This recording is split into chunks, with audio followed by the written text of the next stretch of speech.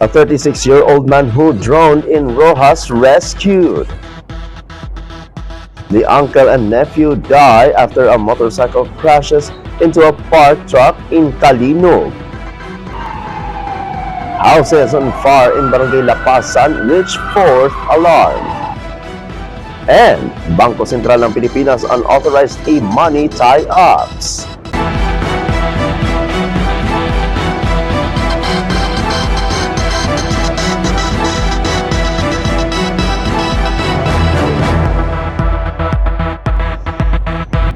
Good evening, I'm Apolinario, 30 Dignadisi Valencia, and this is Philippine Headlines. In Luzon, a 36-year-old man who drowned in Rojas was rescued. A 36-year-old man was rescued by the Philippine Coast Guard after drowning in the waters of Purok Seaside in Barangay 4 in Rojas in Palawan on Sunday afternoon.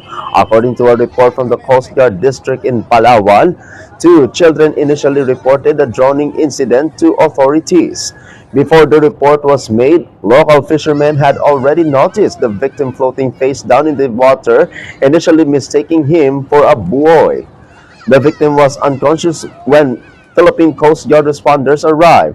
He was brought to the shoreline where authorities immediately performed CPR until he expelled the seawater he had swallowed and regained consciousness.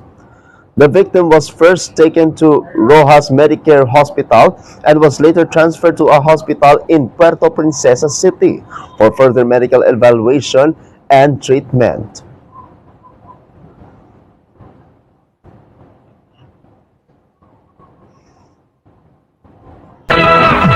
In Visayas, the uncle and nephew was die after motorcycle crashes into parked truck in Calinog. An uncle and his nephew were declared dead on arrival at the hospital after the motorcycle they were riding crashed into a parked truck in Barangay Carvasana in the municipality of Calinog, the province of Iloilo, at around 1:20 a.m. on Sunday. The victims were identified as Eric Villena, 43 years old, the motorcycle driver, and Edgardo Villena, 18 years old, his passenger. Both were residents of Barangay Alugmawa in Lambunao.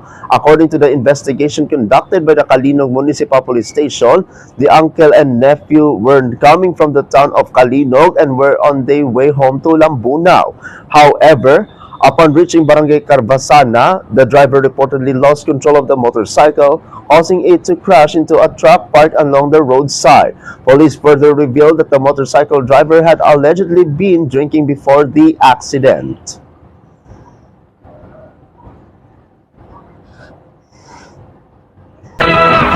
In Mindanao, the houses on fire in Barangay Lapasan reached fourth alarm. Current situation in Little Cebu in Lapasan, Cagayan de Oro after homes were razed by fire. The authorities reported that the Bureau of Fire Protection declared a fourth alarm due to the large number of houses involved and the fact that most of the homes were made of light materials, allowing the fire to spread rapidly. As of this time, firefighters are conducting overhaul operations to ensure that the fire is completely extinguished and to prevent any possible rekindling.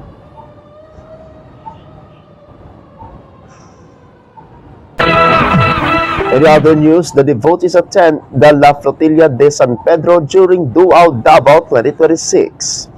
The devotees gathered and took part in the La Flotilla de San Pedro Archdiocesan Grand Procession on June 27 as part of the Duao Davao 2026 celebration. The procession carried the image of the Saint Peter, the patron saint of city of Davao, which was placed behind the San Pedro Cathedral as the center of the religious celebration. The event highlighted the strong faith and devotion of Catholic Davaoenos as they continued the annual tradition of honoring their patron saint.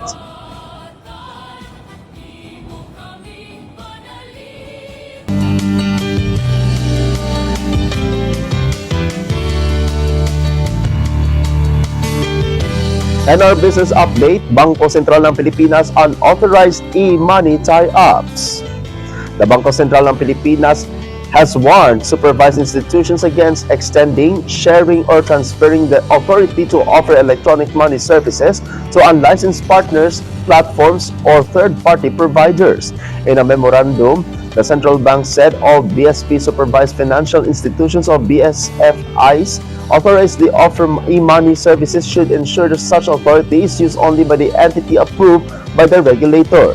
The memorandum, signed by the BSP Deputy Governor Mamerto Tangunan, covers arrangement involving technology services, platform access, co-branding, partnerships, wallet provisioning, outsourcing, and similar structures.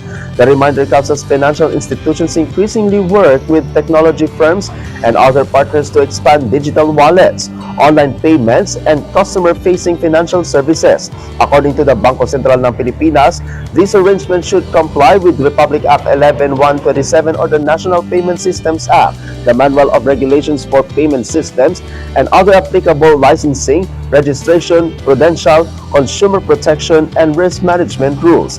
In assessing these structures, the Bangko Sentral ng Pilipinas said it could consider the actual functions performed by the parties, the allocations of responsibilities and risk, customer-facing representation, control over funds and accounts, and whether the arrangement results in another person or entity effectively performing activities that require Bangko Sentral ng Pilipinas approval. The Bangko Sentral ng Pilipinas also told supervised institutions to ensure that outsourcing, partnership, or third-party arrangement remain consistent with existing rules on governance, risk management, safeguarding of customer funds, liquidity, disclosures, consumer protection, and regulatory accountability.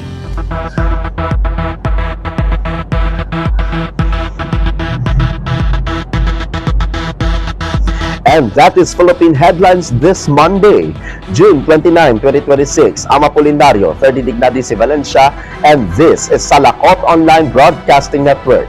Good night, Philippines. Amping kasadya.